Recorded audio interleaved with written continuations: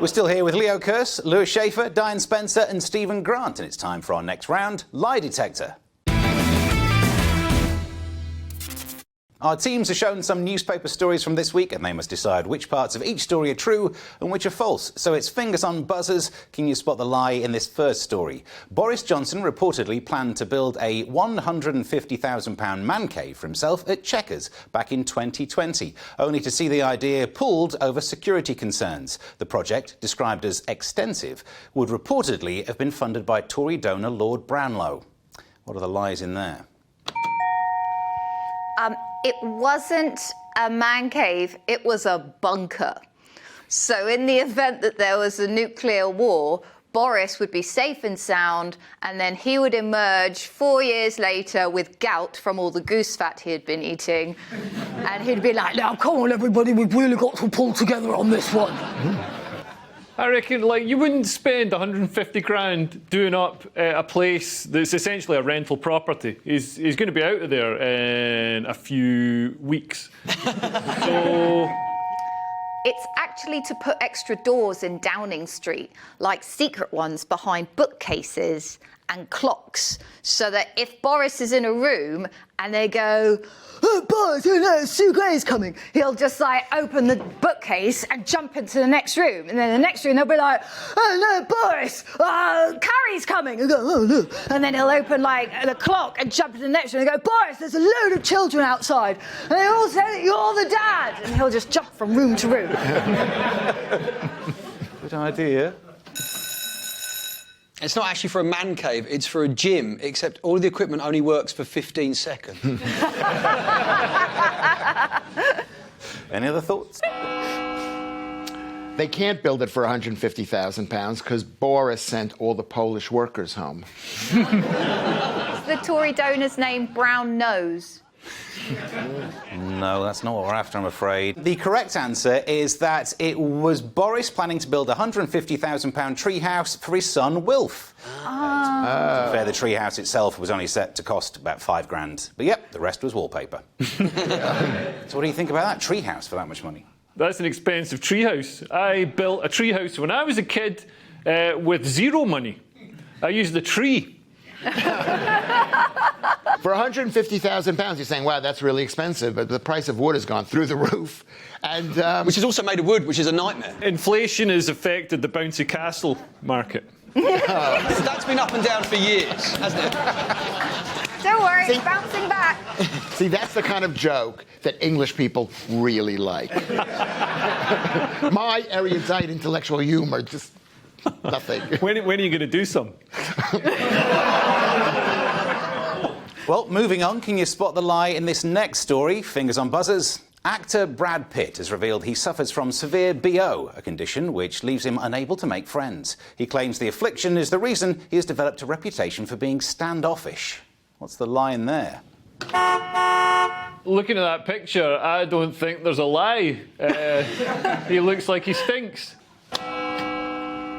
It's totally not true, because it's like a slur on Brad Pitt, because they've said that he's got bad breath forever, in the same way they said that somebody like Gerbils back in the day, and I won't mention the person's name. Because you don't want to get sued by Richard Gere. Yeah. That's an urban myth, by the way. There's no way anybody would put a gerbil up their bum, because they're actually really vicious. Their Latin name is Meriones unguiculatus, which is Latin for tooth and nail, because they will literally, they're very territorial animals, and they'll go into, it's called a ball of death, and fight literally to the death. So you wouldn't want one of them up your back passage. It's not Brad Pitt, but you picked Brad Pitt because it sounds like Bad Pitt. Is it Prince Andrew? Because he thinks he can't sweat, so he doesn't bother with any deodorant. Oh, I can tell you the correct answer. Is that Brad Pitt suffers from face blindness, a condition which leaves him unable to recognise people. And I feel Brad's pain. I suffer from a similar condition. My wife didn't believe me either, although in my case it was boob blindness. I swear to God they were hers. Anyone here suffer from face blindness? How about you, Diane? He's one of the most attractive men, or has been traditionally over decades, and yet he he has relationships with some of the most attractive women in the world, and yet he could have been happy with any old munter. I mean, that is... how depressing that... He could have made some people's lives incredible with just a bit of generosity. Would have made no difference to him whatsoever. But I'm sure he can still tell whether he gets a chub on or not. There is a chance. I'm not saying I'm old, but I've never heard this before. So how is that real? You are old, I told you upstairs.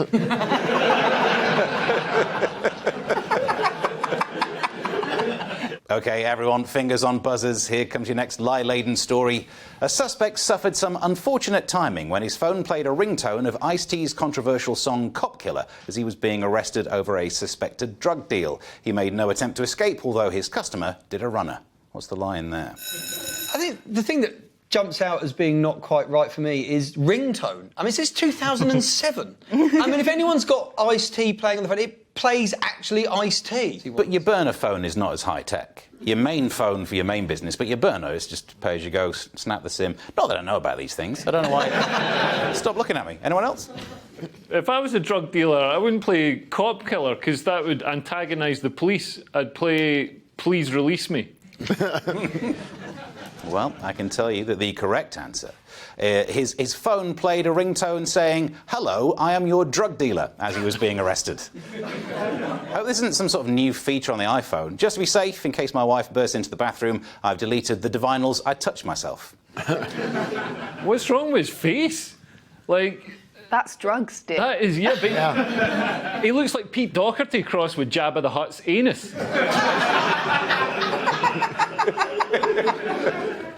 As Tinder descriptions go, it won't get you much, will it? I mean...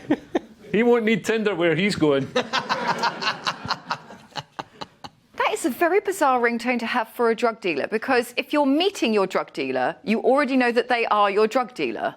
So if anything suspicious like that happens, surely you do think it was the police pretending to be a drug dealer, but really badly?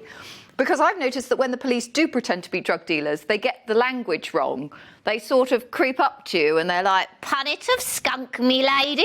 And you're like, Punnet of skunk. yeah. So here's your last lie detector story. Fingers on buzzers for this one. Sheffield Hallam University is ditching its stand-up comedy degree following a government crackdown on low-value courses. It's thought to be because of high number of dropouts on the course, as well as poor job prospects and mental health issues. Is that Leo Kearse's picture? Yeah, why you got a picture of me next to low value? I don't think the government is trying to crack down on low value courses. I think instead they are using stand-up comedy courses to do some sort of nonsense thing with my tax money, like help people's mental health. I mean, they talk about high number of dropouts, poor mental health, and those are actually hallmarks of a successful career in stand-up comedy, so I don't believe that's the reason why it's dropped. It's been dropped because not enough people are doing it.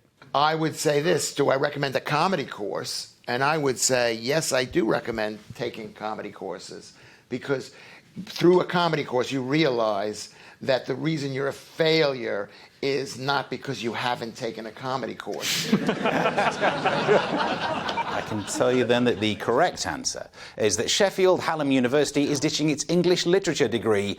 Sheffield Hallam University, of course, doesn't have a stand-up comedy degree course. Imagine getting £21,000 in debt only to be left at the end of it with a worthless piece of paper, or as I call it, my Edinburgh Fringe poster. So the winner of that round